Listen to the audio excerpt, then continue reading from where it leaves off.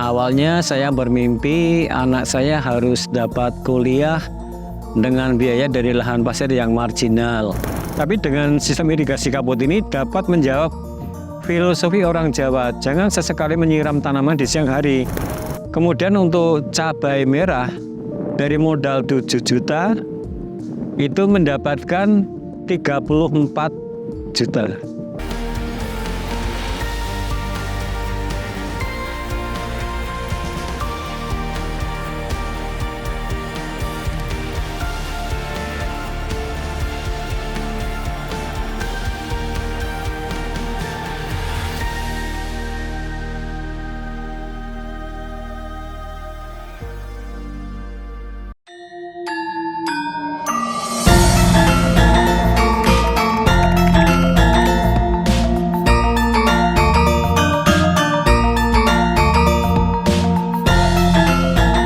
Saya Sumarna, Ketua Kelompok Tani Pasir Makmur Bantul yang beralamat sekretariat di Dusun Soge Sanden, Kalurahan Sri Gading, Kecamatan Sanden, Bantul. Saya budidaya di lahan pasir yang benar-benar marginal ini. Awalnya saya bermimpi anak saya harus dapat kuliah dengan biaya dari lahan pasir yang marginal. Awalnya saya membuka lahan di sini, bercocok tanam di sini, dibilangin sama tetangga orang gila.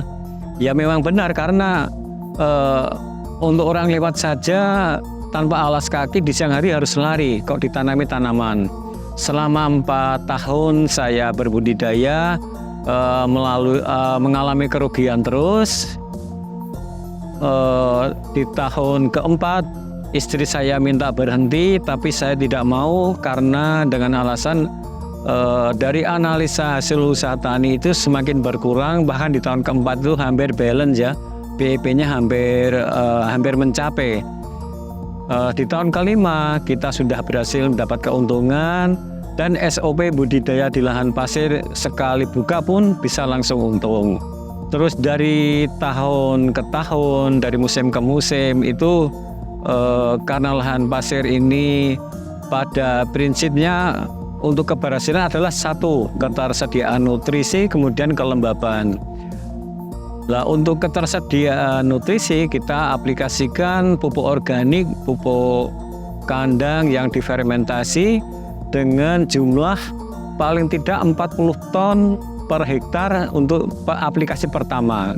Kemudian untuk sistem penyiraman untuk menjaga kelembaban, awalnya kita pakai sumur gali dengan gembor, kemudian mendapat fasilitasi dari pemerintah dengan embung yang dinaikkan ke reservoir pakai pompa, kemudian dialirkan ke lahan melalui saluran pipa primer, kemudian dialirkan ke tiap-tiap kapling.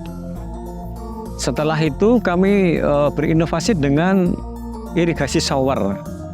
Ternyata dengan irigasi shower ini mampu menghemat waktu dari 3,5 jam menjadi 1 jam.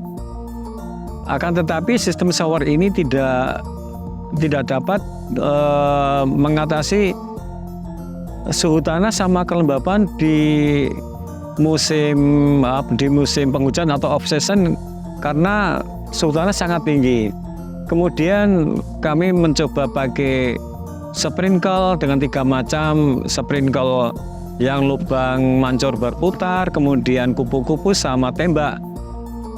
Kita pun belum bahas, kami langsung pakai yang sistem nozzle. Karena cara kerja sprinkle sama nozzle itu berputar, bagian yang jauh itu kelebihan air, sedangkan yang dekat nozzle atau sprinkle itu kekurangan air.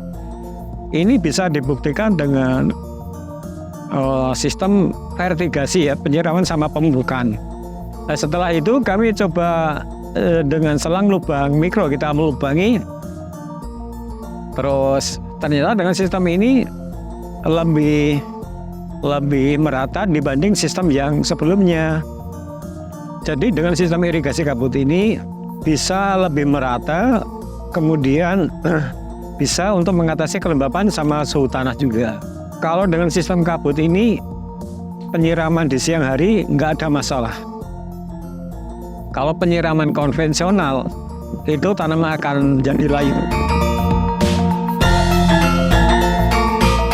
Jadi kalau orang dulu itu orang tua kita itu melarang menyiram tanaman di siang hari karena tanaman akan menjadi layu.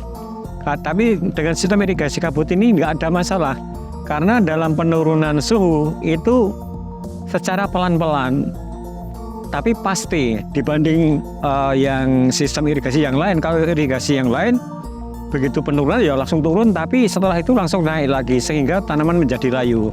Tapi dengan sistem irigasi kabut ini dapat menjawab filosofi orang Jawa, jangan sesekali menyiram tanaman di siang hari karena tanaman akan menjadi layu. Tapi dengan sistem irigasi kabut ini tidak ada masalah. Untuk belajar budidaya, kemudian apalagi ke sistem penyiramannya ini kita belajar sendiri, autodidak lah. Kalau untuk proses dari lahan yang semula belum termanfaatkan ya, belum dikelola, itu mengajarnya susah. Tapi dengan contoh itu mereka nggak diajak secara beramai-ramai langsung mengkapling-kapling dan lahan yang semula lahan tidur sekarang menjadi lahan produktif. Bahkan kalau dinilai dari hasil produksinya itu lebih tinggi dibanding lahan sawah. Memang kalau produksi kilogramnya lebih rendah, tapi nilai jualnya di lahan pasir ini lebih tinggi dibanding lahan sawah. Karena ketika lahan sawah tidak bisa produksi, di sini misal di musim penghujan, sini tetap produksi karena di lahan pasir tidak mengenal banjir sama becek juga karena drainasenya cukup bagus. Kalau untuk masalah air sebenarnya kami sendiri masih pinginnya memanfaatkan embung yang dibangun pemerintah. Karena kami dulu awalnya tidak boleh memakai karena kami berinovasi dan dianggap boleh mereka itu saya merusak kekompakan, terus saya bikin sumur pantai, terus malah akhirnya semua ikut ke pantai semua. Saya jadi bingung, pengennya saya memanfaatkan embung, tapi teman-teman kalau pakai irigasi shower saya nggak boleh, sampai ke jaringan irigasi saya dirusak. Tapi kok mereka malah ikut pakai sumur pantai semua itu. Ya kalau pandangan dari masyarakat, teman-teman petani itu masih sama ya. Jadi kami ketika berinovasi, cemoohan, sindiran, itu pasti ada. Ketika kami yang terakhir ya tentang listrik PLN untuk pertanian, electrifying agriculture, teman yang saya ajak pun menolak. Tapi ketika kami difasilitasi sampai bersurat ke presiden, dikabulkan, mereka pada ribut rame-rame pengen dilayani juga.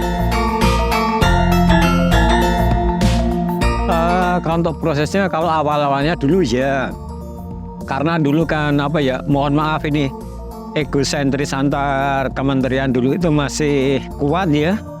Setelah kami memohon ke Dinas Pertanian di Kementan, pas kami waktu boomingnya bunga matahari itu pengendalian hama itu kami sampaikan agar kami dibantu fasilitasi ekosentris itu bisa bekerja sama. Alhamdulillah dikabulkan antara Kementerian Pertanian dengan Direksi PLN, ada MOU yang berlaku selama 5 tahun. Untuk saat ini alhamdulillah di program nasional.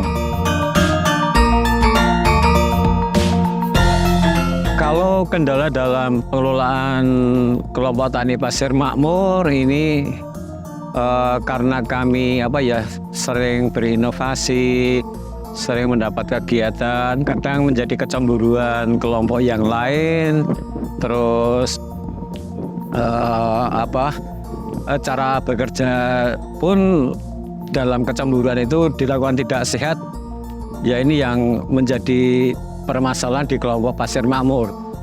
Semisal ketika kami mengadakan pasar lelang, itu sempat kita sempat dirobohkan, kita berhenti sejenak, terus kita bangkit lagi, dan alhamdulillah sekarang berjalan dengan baik.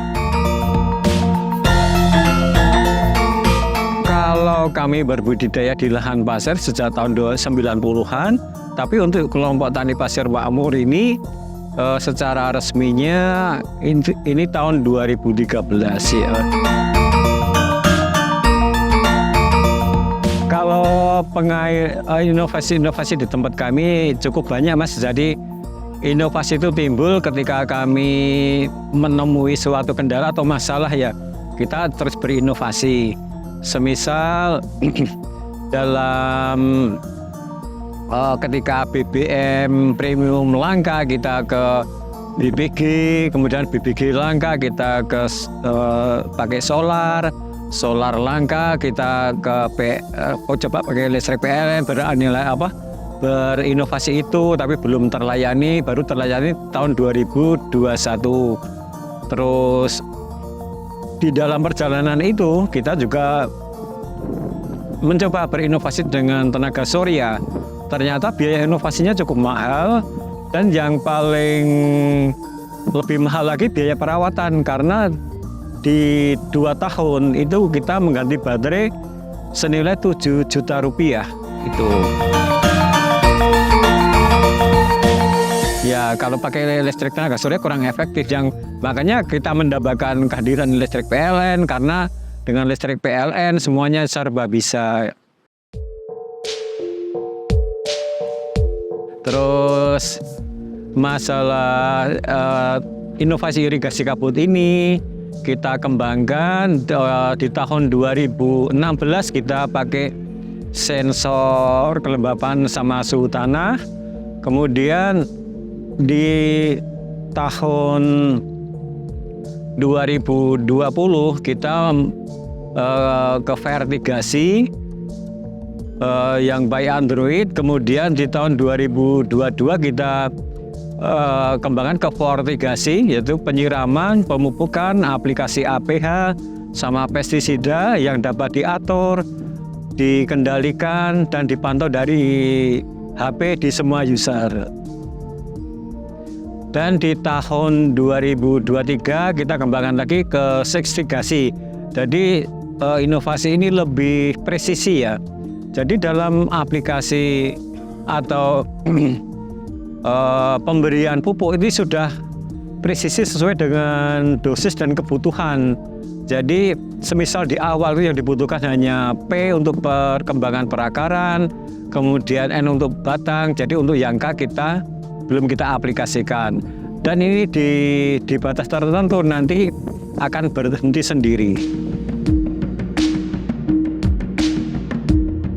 Nah, kita sebelum ngomong hasil produksi ya, untuk sistem tadi itu ada nggak kalah pentingnya dalam menjaga kesehatan tanaman, itu ada fitur pH tanah yang dipantau dari sensor ya. Jadi ketika pH tanahnya itu berkurang, nanti secara otomatis akan menambahkan cairan untuk menaikkan pH tanah. So, dari hasil produksi itu untuk bawang merah dari modal 11 juta itu mendapatkan 24,5 juta dalam waktu 2 bulan. Kemudian untuk cabai merah dari modal 7 juta itu mendapatkan 34 juta. Itu untuk 1000 meter ya. Betul. Jadi untuk budidaya di lahan pasir ini, untuk cabenya kita dalam penjualan sudah memakai sistem lelang untuk agar petani itu mendapatkan harga yang tinggi, namun di konsumen itu harga yang wajar. Kalau kegiatan untuk pelatihan ini kami kami banyak membantu adik-adik mahasiswa yang menyelesaikan kuliahnya di jenjang S1, S2, bahkan S3. Untuk saat ini S3-nya ada 2 mahasiswa, S2-nya itu cukup banyak, apalagi S1-nya. Kemudian karena kelompok tani Pasir Makmur juga sudah menjadi P4S yang kelasnya madya, ini kami juga menerima magang dari luar kota, bahkan luar provinsi ya. Kemarin itu dari Banten karena kami juga binaan dari BBPKH Cinagara. Betul, jadi tidak hanya petani pesisir, petani di pegunungan pun juga ke sini. Termasuk dalam pengembangannya kami sudah bukan lagi keluar provinsi tapi keluar pulau juga, ke Kalimantan Timur, kemudian ke Sumatera, ke Sulawesi Tenggara. Dari yang hadir maupun yang mengikuti ketika kami menjadi narasumber di live streaming di kementerian, itu banyak yang tertarik dan mengadopsi sistem irigasi kabut ini. Itu masalah perubahan iklim itu adalah satu masalah bagi petani ya. Jadi teknologi sistem irigasi kabut ini salah satu solusi dalam mencari permasalahan petani ketika perubahan dampak iklim ini. Semisal suhu ekstrim ya. Dengan suhu ekstrim ketika panasnya tinggi, dengan sistem irigasi kabut ini bisa untuk mengendalikan suhu tanah.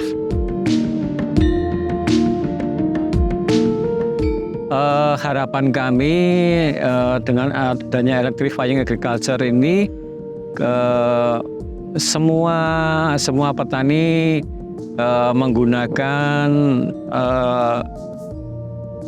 listrik PLN ya. Jadi mari kita berlangganan ke listrik PLN untuk budidaya tanaman, karena dengan listrik PLN ini sangat menghemat sekali ya. Jadi semula petani yang menyiram pakai pompa BBM luasan 1000 meter itu menghabiskan uang kisaran 900.000 sampai 1 juta untuk membeli BBM. Dengan listrik PLN ini cukup 100.000 nggak nyampe, karena listrik PLN ini sudah tarifnya tarif bisnis ya. Jadi secara tidak langsung PLN itu memberikan subsidi kepada pemerintah yang cukup besar sekali.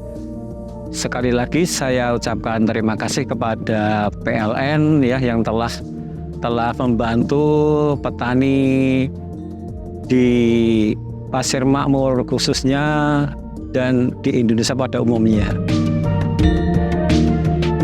Kalau untuk kelompok tani, harapan kami dari Dinas Pertanian Bantul ya, ini untuk memfasilitasi tempat kelompok tani Pasir Makmur, karena di kelompok tani Pasir Makmur ini seringkali mendapat kunjungan, kemudian